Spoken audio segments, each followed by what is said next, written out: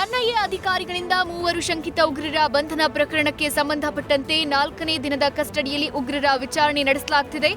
ಜುನೈದ್ ವಿದೇಶಗಳಿಂದ ಒಂದಷ್ಟು ಮಾಹಿತಿಗಳನ್ನು ಉನ್ನೀಸಾ ಎಂಬಾತಳಿಗೆ ನೀಡ್ತಾ ಇದ್ದ.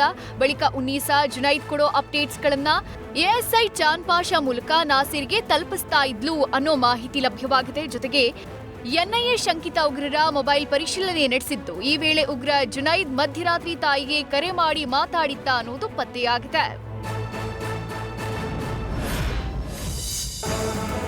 ಅಪಘಾತದಲ್ಲಿ ಗಾಯಗೊಂಡಿದ್ದ ವ್ಯಕ್ತಿಯ ಅಂಗಾಂಗ ದಾನ ಮಾಡೋಕೆ ಕುಟುಂಬದವರು ಮುಂದಾಗಿದ್ದಾರೆ. ಜುಲೈ 9ರಂದು ಮಂಡ್ಯದ ಕೆಆರ್ಪೇಟೆ ಬಳಿ 35 ವರ್ಷದ ದಾಸಣ್ಣ ಬೈಕ್ ಅಪಘಾತದಲ್ಲಿ ಗಂಭೀರವಾಗಿ ಗಾಯಗೊಂಡಿದ್ರು. ನಂತರ ದಾಸಣ್ಣ ಅವರನ್ನ ಬೆಂಗಳೂರಿನ ಖಾಸಗಿ ಆಸ್ಪತ್ರೆಗೆ ದಾಖಲು ಮಾಡಲಾಗಿತ್ತು. ಆದರೆ ದಾಸಣ್ಣ ಬದುಕುಳಿಯೋ ಸಾಧ್ಯತೆ ಕಡಿಮೆ ಇದೆ. ಈ ಹಿನ್ನೆಲೆ ಕುಟುಂಬಸ್ಥರು ದಾಸಣ್ಣನ ಅಂಗಾಂಗ ದಾನ ಮಾಡೋಕೆ ಮುಂದಾಗಿತ್ತು. ಈಗಾಗಲೇ ಸರ್ಕಾರಕ್ಕೆ ಮಾಹಿತಿ ನೀಡಿ ಅಂಗಾಂಗ ದಾನಕ್ಕೆ ವ್ಯವಸ್ಥೆ ಮಾಡಲಾಗಿದೆ.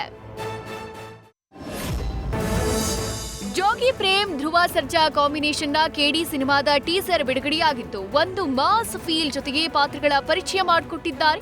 ಇದರ ಬೆನ್ನಲ್ಲೇ ಕೆಡಿ ಬಿಡುಗಡೆ ಯಾವಾಗ ಅನ್ನೋ ಪ್ರಶ್ನೆ ಎಲ್ಲರನ್ನ ಕಾಡಿತ್ತು. ಇದಕ್ಕೀಗ ನಿರ್ದೇಶಕ ಪ್ರೇಮ್ ಉತ್ತರ ಕೊಟ್ಟಿದ್ದಾರೆ. ಬಹುತೇಕ ಶೂಟಿಂಗ್ ಎಲ್ಲ ಕಂಪ್ಲೀಟ್ ಆಗಿದ್ದು, ವಿಎಫ್ಎಕ್ಸ್ ಕೆಲಸ ಹೆಚ್ಚಾಗಿ ಇರೋದ್ರಿಂದ ಇನ್ನು 2-3 ತಿಂಗಳಲ್ಲಿ ಸಿನಿಮಾ ಬಿಡುಗಡೆಯಾಗಲಿದೆ.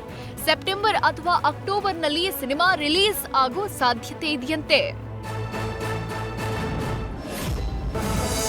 ದರ್ಶನ್ ನಟನೆಯ ಡೆವಿಲ್ ಸಿನಿಮಾದ ಬಹುತೇಕ ಶೂಟಿಂಗ್ ಕಂಪ್ಲೀಟ್ ಆಗಿದ್ದು, ಕೊನೆಯ 10 ದಿನಗಳ ಶೂಟಿಂಗ್ ಥೈಲ್ಯಾಂಡ್ನಲ್ಲಿ ನಡೆಸೋದಕ್ಕೆ ಚಿತ್ರತಂಡ ಪ್ಲಾನ್ ಮಾಡಿಕೊಂಡಿದೆ.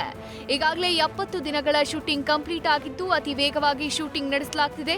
ಮೂಲಗಳ ಪ್ರಕಾರ ಆಗಸ್ಟ್ ಮೊದಲ ವಾರದಲ್ಲಿ ರಿಲೀಸ್ ದಿನಾಂಕವನ್ನು ಅನೌನ್ಸ್ ಮಾಡೋ ಸಾಧ್ಯತೆ ಇದೆ.